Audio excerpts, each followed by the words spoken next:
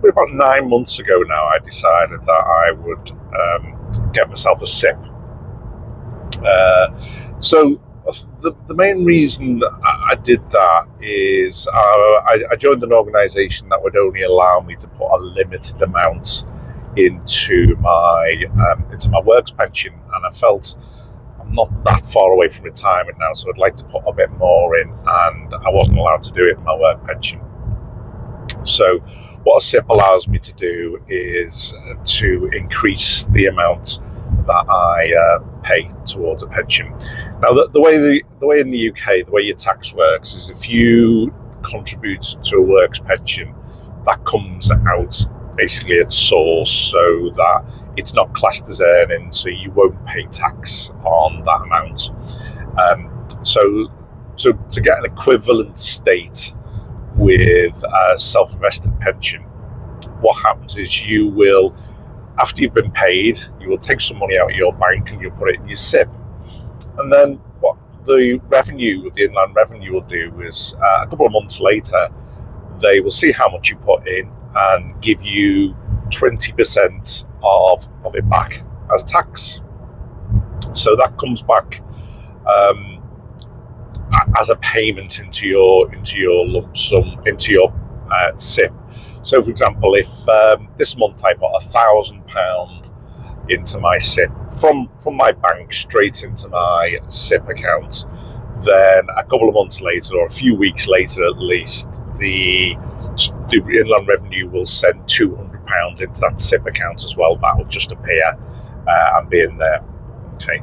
Now, if you're a higher rate taxpayer and you pay 40% tax, what you can then do is at the end of the tax year, so when you do your tax return in January, you can claim the other 20% back.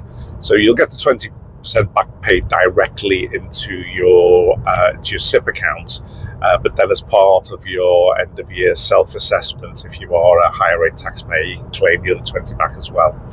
So if you are a higher rate taxpayer and you do fancy paying a bit more into your pension, and you're like me, if your employer won't let you do that automatically in work, then SIPP's a great way to do it. Now, I had a look at about 9 months ago, I had a look at the different SIPP options that were available, and I decided upon one called Freetrade, which it's been great. I've had it for 9 months now. They're really responsive. Any queries I've had, they respond, typically within the hour. I have transferred pretty much all my old pensions. I had about 7 pensions, I think, from different employers across the years. And what I've done is gradually, one by one, I've moved them across. And it's literally, you'll go onto the app on your phone, onto Freetrade, and give it the pension details from your last pension statement. They do the rest, basically. You fill a form in, and then a couple of months later, your money transfers over and appears in your SIPP account, and you get notification from your old pension provider that they've closed your account. So fairly straightforward, really. So it is a really fantastic way of getting some tax efficiency and increasing your pension pot. So what do I do now it's in there? So I've moved around about £120,000 of ex-pensions across, and I also got a small lump sum from selling the business this year. It was about £9,000, and I paid that amount into my SIPP as well. So that's all now sitting in that SIPP. I mean, I have other pensions as well. I have a reasonable amount of public sector pensions. So they were final salary or average salary style pensions, and they will make up the bulk of my pensions when I retire. But this pot of £120,000, I would like to build upon that and add that to my pension as well. And the idea is I'm 54 now. I'm probably looking to retire when I'm 56. So I've got a couple of years of paying into my SIPP to build that £120,000 up. And then what I'll do is at 56, 57 maybe, I will retire. I will take my final salary pensions, and I will take some of of that £120,000 or whatever it is in 2 years' time, depending on how my stock purchases get on during that period. So my aim then is I'll take probably 8% of that £120,000 per year, which will take me roughly up to the point where I can start to claim my state pension at 67, because I'm 54 now. At that point, I'll pretty much have exhausted that 120,000, and I will have topped that up with my final salary pension from my public sector work.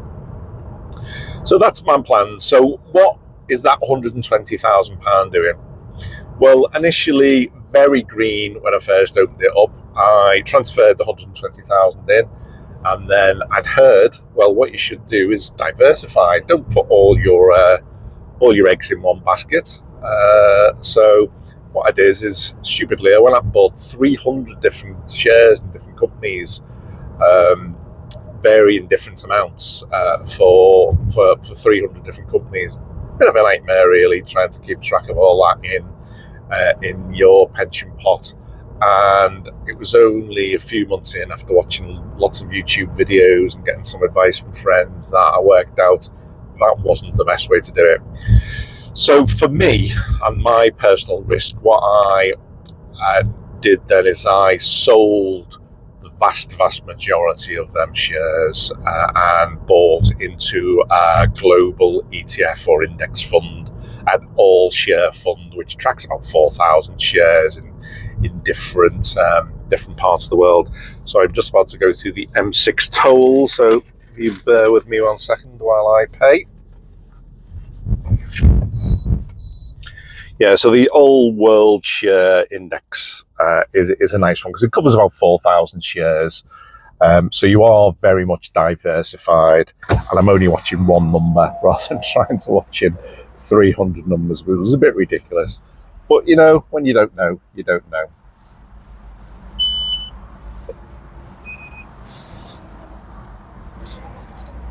Grab my receipt. So I have quarter of my money, quarter of that, so maybe 40,000 sitting in that ETF, the All Share Index one. But the majority of my investments, of my £120,000, is actually sitting in a Sonia overnight account. So that's paying out about 5% at the moment, and it's very low risk, really. The way that works is banks lend each other money overnight, and the amount that they pay with this cash that they use overnight is around 5%. So that's what you get. So the majority is in that at the moment. That's not great because I don't really want to be earning just 5% a year. I'd like to be earning around or somewhere between that 5% and the 9% that I would expect to get from the All World shares. Now, why wouldn't you just put it 100%, the whole £120,000 in the All World shares? Well, it's very risky, that, really, because although on average the All World shares will pay out about 9% per year, that's an average. I'm only perhaps maybe 2.5 years away from retirement. If we have an absolute disaster in the All World shares and they go negative for a couple of years, then 120 is suddenly 100,000. I've lost £20,000, you know. So for me, at the moment, I'd like to keep quite a lot of it in the 5% because I'm so close to retirement, and I'm gradually buying in. Now, where we're sitting at today, so it's Monday morning, I'm travelling down to London, and on Friday, a bit of a war started out between Israel and Iran, and I know this morning that stocks are going to take a little bit of a hit because of that. But what I'm going to try and do now is £5,000 a week I'm going to transfer out of my Sonia style overnight investment and buy them gradually week on week into the whole world, into the All World shares. So rather than getting exposed to what the market is today over the next, what's 120,000 divided by 5, over the next 24 weeks, I will be buying into the All World shares. So if the escalating war in the Middle East and in Ukraine is going to have a detrimental effect on share prices, then at least I'm buying when the shares are dropping as well. So that's my kind of personal risk profile, and I like to set myself a monthly target. And what you can do on the Freetrade app is actually look at how your investments have done. So what I've done compared to if I put the whole lot in the all world shares, which is really interesting actually. And I don't expect to meet or even beat that, because that is a higher risk thing for me than if I split my investment between the 5% SONIA overnight rate and the all world shares. So that makes a lot of sense for me to try and target somewhere in between. I mean, great, last month, 30 days back from today, my investment had 1.2%. Now my target is 0.5%, which is midway between the SONIA and the all world shares thing. So, well over double my expectation. But I know I'll get that every month. If it did, that would be fantastic, and I'd be retiring with a nice, potentially extra holiday at retirement there, because the shares have done so well. But anyway, I thought I'd talk a little bit about kind of my journey into using the SIPP.